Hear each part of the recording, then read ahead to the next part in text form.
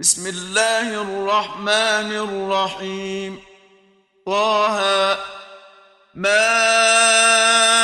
أنزلنا عليك القرآن لتشقى إلا تذكرة لمن يخشى تنزيلا ممن خلق الأرض والسماوات العلى الرحمن على العرش استوى له ما في السماوات وما في الأرض وما بينهما وما تحت الثرى وإن تجهر بالقول فإنه يعلم السر وأخفى الله لا إله إلا هو له الأسماء الحسنى وهل أتاك حديث موسى إذ رأى نارا فقال لأهلهم كثوا إني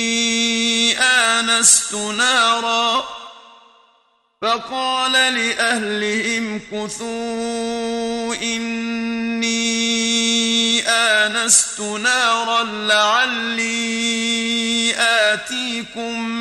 منها بقبس أو أجد على النار هدى فلما أتاها نودي يا موسى إني أنا ربك فاخلع نعليك إنك بالواد المقدس طوى وأنا اخترتك فاستمع لما يوحى إنني أنا الله لا إله إلا أنا فاعبدني وأقم الصلاة لذكري إن الساعة آتية أكاد أخفيها لتجزى كل نفس بما تسعى فلا يصدنك عنها من لا يؤمن بها واتبع هواه فتردى وما تلك بيمينك يا موسى قال هي عصاي أتوكأ عليها وأهش بها على غنمي ولي فيها مآرب أخرى قال ألقها يا موسى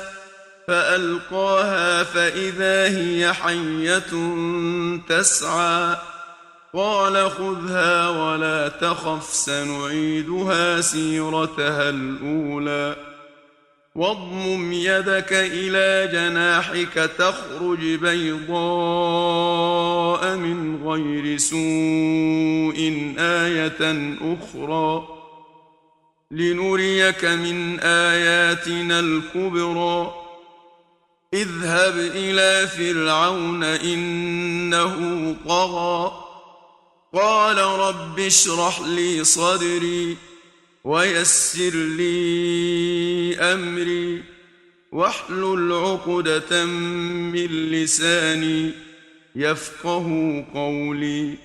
واجعل لي وزيرا من أهلي هارون أخي أشدد به أزري وأشركه في أمري كي نسبحك كثيرا ونذكرك كثيرا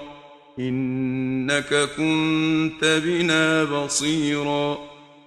قال قد أوتيت سؤلك يا موسى ولقد مننا عليك مرة أخرى إذ أوحينا إلى أمك ما يوحى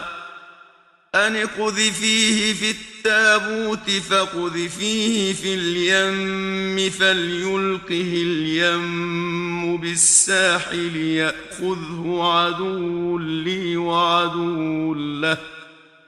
وألقيت عليك محبة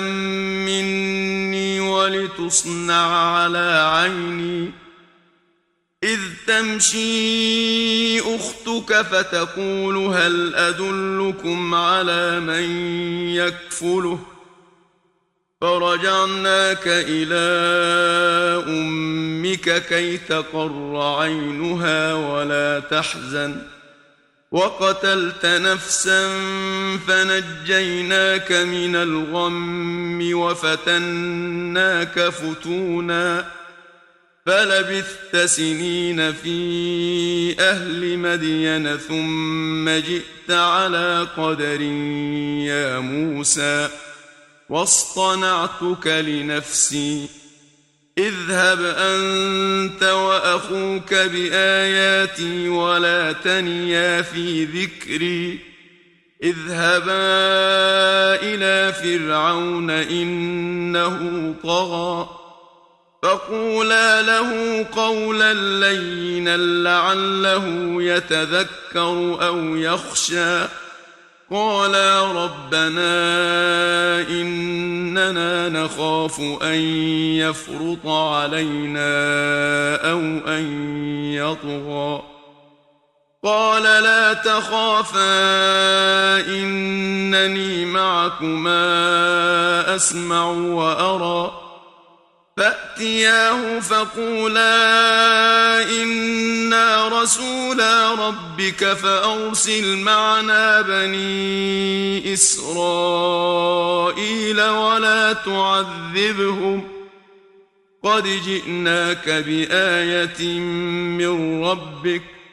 والسلام على من اتبع الهدى إنا قد أوحي إلينا أن العذاب على من كذب وتولى قال فمن ربكما يا موسى قال ربنا الذي أعطى كل شيء خلقه ثم هدى قال فما بال القرون الأولى قال علمها عند ربي في كتاب لا يضل ربي ولا ينسى الذي جعل لكم الأرض مهدا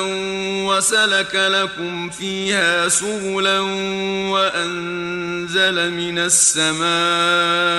ماء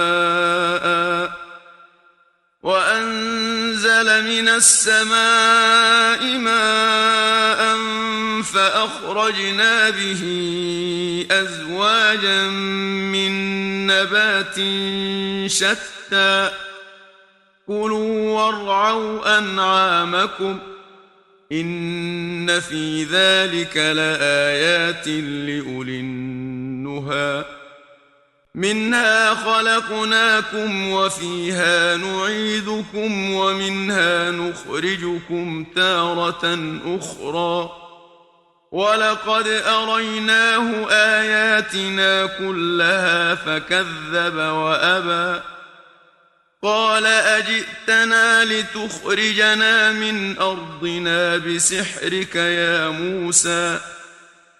فلنأتينك بسحر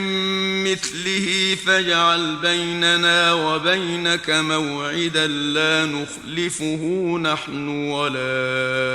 أنت مكانا سوى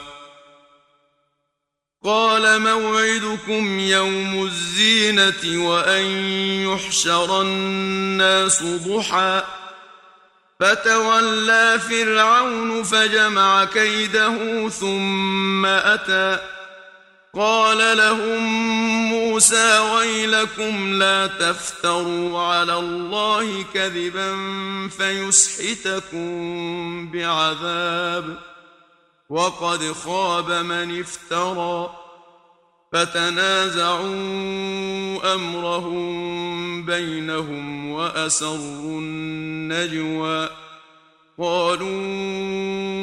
إن هذان لساحران يريدان أن يخرجاكم من أرضكم بسحرهما ويذهبا بطريقتكم المثلى فأجمعوا كيدكم ثم أتوا صفا وقد أفلح اليوم من استعلى قالوا يا موسى إما أن تلقي وإما أن نكون أول من ألقى قال بل ألقوا فإذا حبالهم وعصيهم يخيل إليه من سحرهم أنها تسعى فأوجس في نفسه خيفة موسى قلنا لا تخف إنك أنت الأعلى وألق ما في يمينك تلقف ما صنعوا إنما صنعوا كيد ساحر ولا يفلح الساحر حيث أتى فألقي السحرة سجدا قالوا آمنا برب هارون وموسى قال آمنتم له قبل أن آذن لكم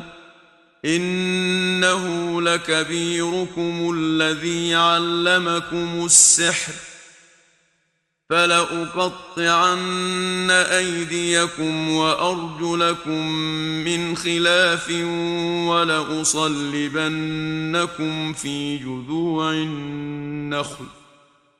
ولأصلبنكم في جذوع النخل ولتعلمن أينا أشد عذابا وأبقى قالوا لن نؤثرك على ما جاءنا من البينات والذي فطرنا فاقض ما أنت قاض إنما تقضي هذه الحياة الدنيا إنا آمنا بربنا ليغفر لنا خطايانا وما أكرهتنا عليه من السحر والله خير وأبقى إنه من يأت ربه مجرما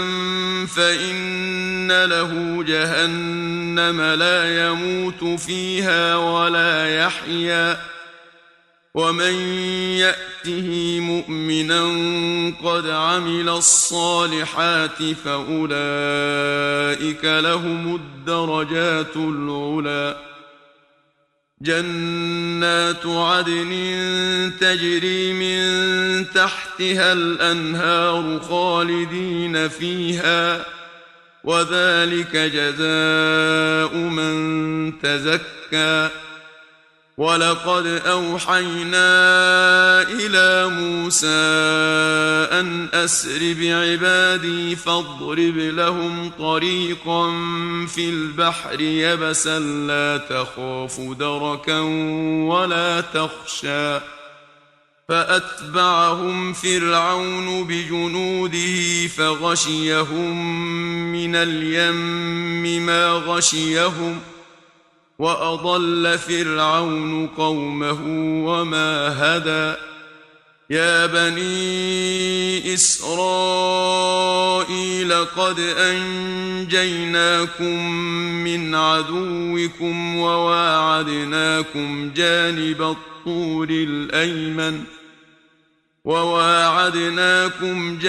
الطور الأيمن ونزلنا عليكم المن والسلوى كلوا من طيبات ما رزقناكم ولا تطغوا فيه فيحل عليكم غضبي ومن يحلل عليه غضبي فقد هوى وإني لغفار لمن تاب وآمن وعمل صالحا ثم اهتدى وما أعجلك عن قومك يا موسى قال هم أولئك على أثري وعجلت إليك رب لترضى قال فإنا قد فتنا قومك من بعدك وأضلهم السامري فرجع موسى إلى قومه غضبان أسفا قال يا قوم ألم يعدكم ربكم وعدا حسنا أفطال عليكم العهد أم أردتم أن يحل عليكم غضب من ربكم فأخلفتم موعدي قالوا ما أخلفنا موعدك بملكنا ولكننا حملنا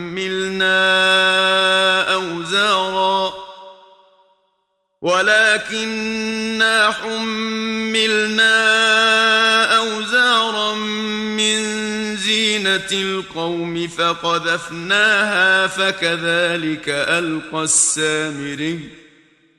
فأخرج لهم عجلا جسدا له خوار فقالوا هذا إلهكم وإله موسى فنسي أفلا يرون ألا يرجع إليهم قولا ولا يملك لهم ضرا ولا نفعا ولقد قال لهم هارون من قبل يا قوم إنما فتنتم به وإن ربكم الرحمن فاتبعوني وأطيعوا أمري قالوا لن نبرح عليه عاكفين حتى يرجع إلينا موسى قال يا هارون ما منعك إذ رأيتهم ضلوا ألا تتبعني أفعصيت أمري قال يا ابن أم لا تأخذ بلحيتي ولا برأسي إني خشيت أن تقول فرقت بين بني إسرائيل ولم ترقب قولي قال فما خطبك يا سامري قال بصرت بما لم يبصروا به فقبضت قبضة من أثر الرسول فنبذتها وكذلك سولت لي نفسي قال فاذهب فإن لك في الحياة أن تقول لا مساس وإن لك موعدا لن تخلفه وانظر إلى إلهك الذي ظلت عليه عاكفا لنحرقنه ثم لننسفنه في اليم نسفا إنما إلهكم الله الذي لا إله إلا هو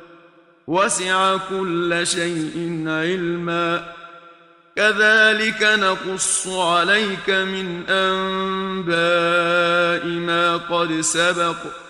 وقد آتيناك من لدنا ذكرا من أعرض عنه فإنه يحمل يوم القيامة وزرا خالدين فيه وساء لهم يوم القيامة حملا يوم ينفخ في الصور ونحشر المجرمين يومئذ زرقا يتخافتون بينهم إن لبثتم إلا عشرا نحن أعلم بما يقولون إذ يقول أمثلهم طريقة إن لبثتم إلا يوما ويسألونك عن الجبال فقل ينسفها ربي نسفا فيذرها قاعا صفصفا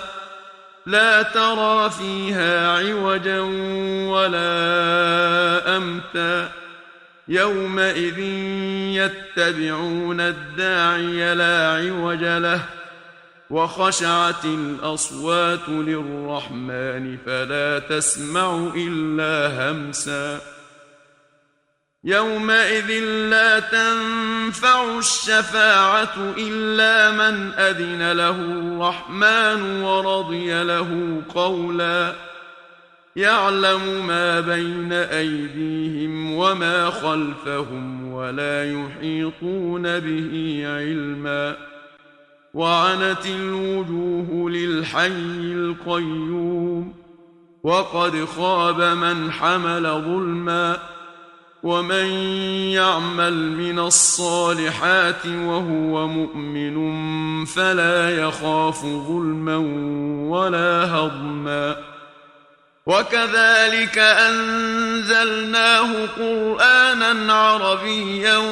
وصرفنا فيه من الوعيد لعلهم يتقون أو يحدث لهم ذكرا فتعالى الله الملك الحق ولا تعجل بالقرآن من قبل أن يقضى إليك وحيه وقل رب زدني علما ولقد عهدنا إلى آدم من قبل فنسي ولم نجد له عزما وإذ قلنا للملائكة اسجدوا لآدم فسجدوا إلا إبليس أبى فقلنا يا آدم إن هذا عدو لك ولزوجك فلا يخرجنكما من الجنة فتشقى إن لك ألا تجوع فيها ولا تعرى وأنك لا تظمأ فيها ولا تضحى فوسوس إليه الشيطان قال يا آدم هل أدلك على شجرة الخلد وملك لا يبلى فأكلا منها فبدت لهما سوآتهما وطفقا يخصفان عليهما من ورق الجنة وعصى آدم ربه فغوى ثم اجتباه ربه فتاب عليه وهدى قال اهبطا منها جميعا بعضكم لبعض عدو فإما يأتينكم مني هدى فمن اتبع هداي فلا يضل ولا يشقى ومن أعرض عن ذكري فإن له معيشة ضنكا ونحشره يوم القيامة أعمى قال رب لم حشرتني أعمى وقد كنت بصيرا قال كذلك أتتك آياتنا فنسيتها وكذلك اليوم تنسى وكذلك نجزي من أسرف ولم يؤمن بآيات ربه ولعذاب الآخرة أشد وأبقى أفلم يهد لهم كم أهلكنا قبلهم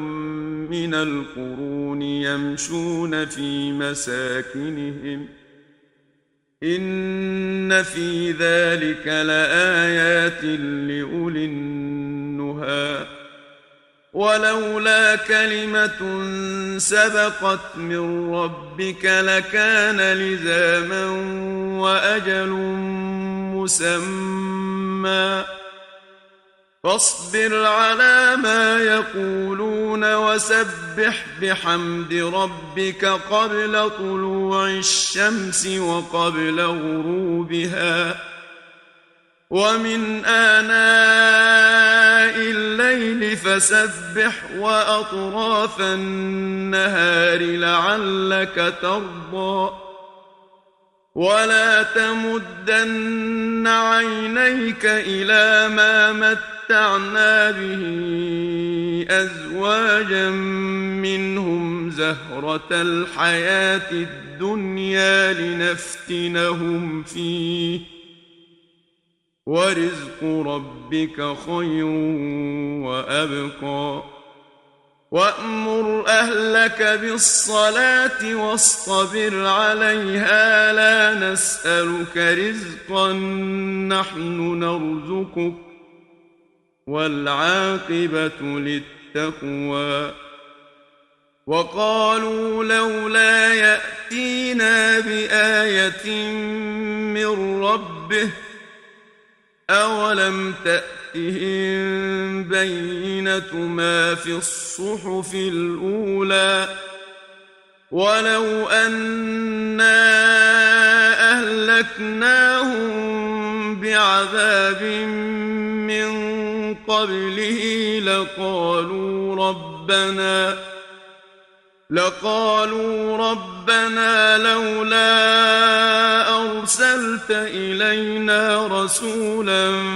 فنتبع آياتك من قبل أن نذل ونخزى قل كل متربص فتربصوا فستعلمون من أصحاب الصراط السوي ومن اهتدى